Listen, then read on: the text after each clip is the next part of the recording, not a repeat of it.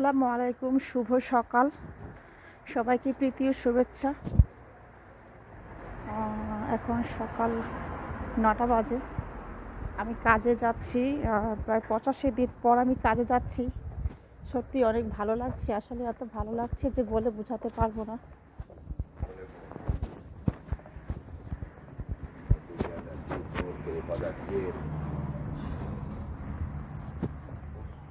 দীর্ঘ একটা সময় বাসায় ছিলাম, তো আজকে সত্যি খুব মানে এত ভালো লাগছে যে বলে বোঝাতে পারবো না যে কি ভালো লাগছে। অবশ্য সে সাথে খারাপও লাগছে তাদের জন্য, আসলে যারা কাজ হারিয়েছে বা যাদের আসলে এই মুহূর্তে কাজ নেই।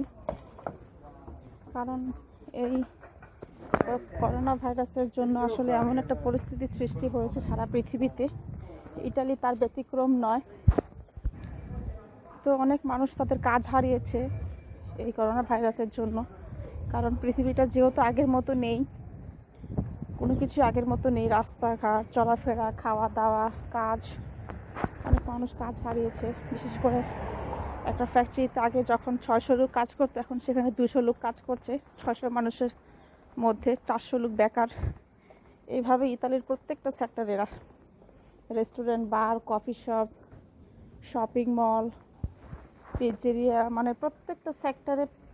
প্রত্যেকটা সেক্টরে প্রচুর মানুষ বেকার হয়েছে।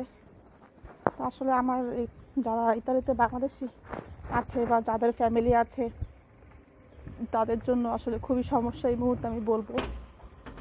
বিশেষ করে যাদের এখানে ফ্যামিলি আছে এবং বাংলাদেশে একটা নির্দিষ্ট অ্যামাউন্ট প্রতি মাসে পাঠাতে হয়, বাংলাদেশে যাদের বাবা মা আছে বা যাদের হয়তো দেশে টাকা পাঠাতে হয় না বাট এখানে ফ্যামিলি আছে, তো এখানে আসলে ফ্যামিলি মেনটেন করতে গেলে একটা বড় অ্যামাউন্ট দরকার প্রতি মাসে। বাসা ভাড়া, গ্যাস বিল, কারেন্ট বিল, পানির বিল, খাওয়ার খরচ সব কিছু মিলিয়ে আসলে একটা অনেক বড় একটা অ্যামাউন্ট দরকার, যেটা কাজ না থাকলে আসলে কোনোভাবেই সম্ভব না মেনটেন করা।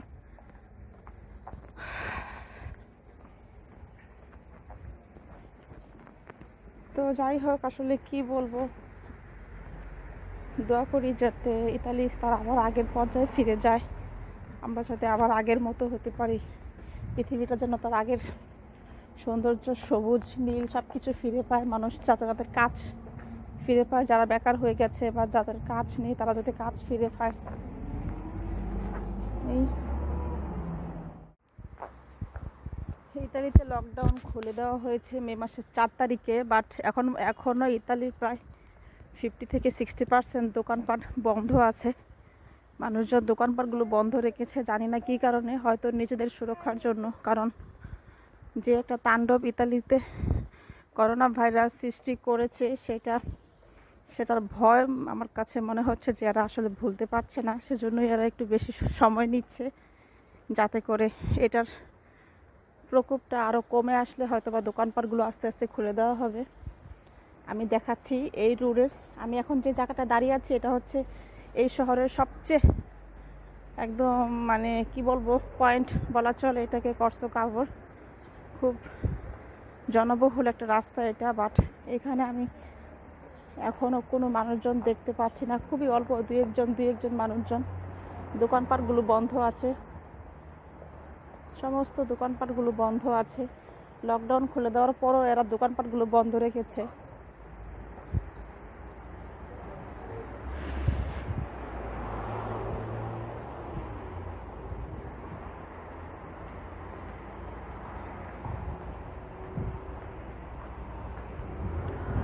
সমস্ত দোকানপাটগুলো বন্ধ রেখেছে এরা। তবে আশা করছি ইনশাল্লাহ আস্তে আস্তে ইটালি তার আগের পরিবেশে ফিরে যাবে, দোকানপাটগুলো আবার খুলে দেওয়া হবে, আমরা সবাই যাতে আবার আগের মতো করে চলাফেরা করতে পারি সেই দোয়াটাই করছি। সবাই সেই দোয়া করবেন যাতে সারা পৃথিবী থেকে এই ভাইরাসটা নির্মূল হয়ে যায়।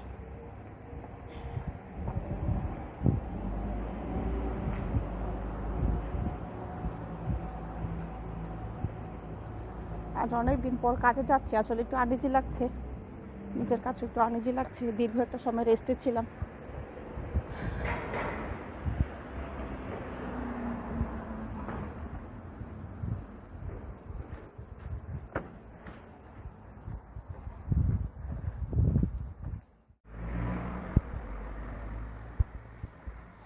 তো যাই হোক, আমার কাজ শেষ, কাজ থেকে বেরিয়ে গেছি। আজকে অনেক দিন পর কাজে গেছি, কেমন যেন খুব টায়ার্ড লাগছে। অনেক দিন পর কাজে গেলে যেটা হয় আর কি। তো এখন একটু ফিশ মার্কেটে যাব। বাসায় একদম ফিশ শেষ হয়ে গেছে। ফিশ মার্কেটে যাব, কিছু ফিশ কেনাকাটা করব, আর সাথে যদি কেনার মতো আরও কোনো সবজি যদি পাই তাহলে নিয়ে নিব। তো ফিশ মার্কেটে গেলাম, যাওয়ার পর দেখলাম যে খুব ভালো ধনিয়া পাতা পেলাম। একটা বাঙালি আলিমেন্টারিতে গিয়েছিলাম, তো খুব ভালো ধনিয়া পাতা পেলাম। তো যাই ধনিয়া পাতাগুলো নিয়ে আসলাম। আর এখানে আমি আজকে প্রায় 3-4-5 রকমের মাছ নিয়ে এসেছি। এটা হচ্ছে রুই মাছ। তো রুই মাছের কেজি হচ্ছে 3.5 ইউরো।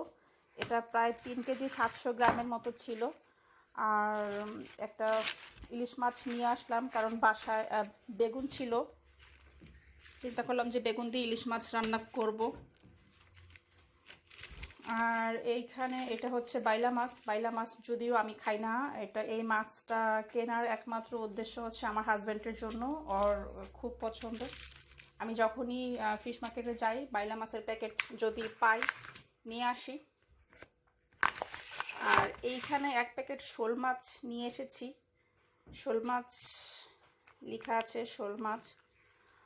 এর আগে 1 প্যাকেট শোল মাছ নিয়ে এসেছিলাম, এগুলো আসলে খুব ভালো ছিল, মানে ভীষণ টেস্টি ছিল। তো আজকে দেখার পর আসলে আর রেখে আসলাম না, আবারও আজকে নিয়ে আসলাম।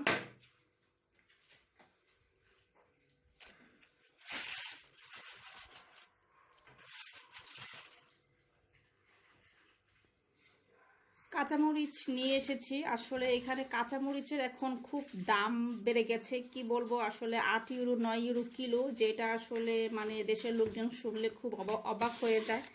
যাই হোক, অবাক হলেও কিছু করার নাই, আসলে জীবন যেখানে যেমন। আর কিছু কমলা নিয়ে এসেছি, বাসায় ফ্রুটস ছিল না। তো আসলে মার্কেটে গেলে যখন দেখলে হঠাৎ করে মনে হয় যে বাসায় এটা নাই বা ওটা নাই। আর খেজুর শেষ হয়ে গিয়েছিল, 1 প্যাকেট খেজুরও নিয়ে এসেছি।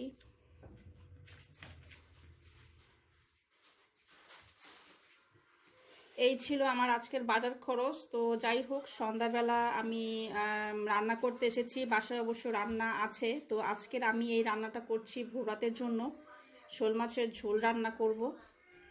বাসায় আরও 2 রকমের তরকারি অবশ্য রান্না করা আছে। তো তারপরও মনে হচ্ছে যে ভোর রাতে আসলে শোল মাছের ঝোল হলে হয়তো একটু খেতে ভালো লাগবে।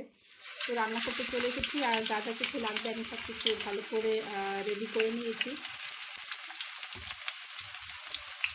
এবার প্রথমে আমি একটি কড়াই বসাই দিলাম, এবং এটার মধ্যে আমি যে পেঁয়াজগুলো কুচিয়ে রেখেছিলাম সেগুলো দিয়ে দিচ্ছি। পেঁয়াজগুলো আর সাথে কাঁচামরিচ, আর পেঁয়াজগুলো একটু লালচে হয়ে গেলে আমি এটার ভিতরে টমেটো দিয়ে দিব। পেঁয়াজগুলো একটু লালচে হয়ে এসেছে, এর ভিতরে আমি টমেটোগুলো দিয়ে দিয়েছি। আর এই পাশে আমি মাছ ভেজে নিচ্ছি। অবশ্য আমার কড়াইটা অনেক পুরনো হয়ে গেছে, তারপর আমি ফেলে দিচ্ছি না, কারণ এটা হচ্ছে আমার আর ইতালিতে সংসার জীবনের প্রথম কড়াই। এই জন্য আসলে অনেকবার সিদ্ধান্ত নিয়েছিলাম যে ফেলে দিব, বাট ফেলে দিচ্ছি না, কারণ এটার ভেতরে আসলে ফিশ এবং চিকেন ভাজি করতে খুব আরাম, লেগে যায় না, যেহেতু অনেক পুরনো কড়াই, তো লেগে যায় না। তো আমি এর ভিতরে দিয়ে দিয়েছি একটু পরিমাণ মতো লবণ, হলুদের গুঁড়া, মরিচের গুঁড়া, আর হচ্ছে একটু পরিমাণ মতো ধনিয়া, জিরার গুঁড়া, জিরার গুঁড়া দিয়ে দিয়েছি। এখন একটু ভালো করে কষিয়ে দিব। কষানো হয়ে গেলে এটার ভেতরে পরিমাণ মতো পানি দিয়ে দিব। আজকে আমি একটু বেশি ঝোল অ্যাড করবো, যেহেতু আগেই বলেছি শোল মাছের ঝোল রান্না করব। তো এই জন্য আজকে একটু পানির পরিমাণটা আমি একটু বেশি দিব।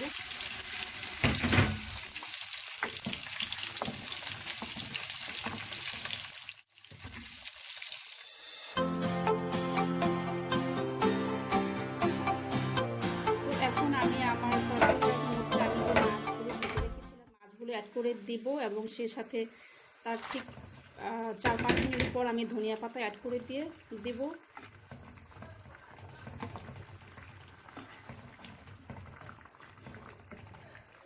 ব্যাস হয়ে গেল আমার শোল মাছের ঝোল। আর আপনারা এভাবে রান্না করবেন এবং এই রান্নাটা কিন্তু বেশ মজার। আর আপনারা এইভাবে রান্না করে রান্নাটা কেমন হলো আমাকে অবশ্যই কমেন্ট বক্সের মাধ্যমে কমেন্ট করে জানাবেন। তো এই ছিল আমার আজকের ব্লগ। আবারও আপনাদের সাথে হাজির হয়ে যাব নতুন একটি ব্লগ নিয়ে। আমার ভিডিওটি যদি ভালো লাগে অবশ্যই আমার চ্যানেলটি সাবস্ক্রাইব করবেন, সাবস্ক্রাইব করে পাশে থাকবেন।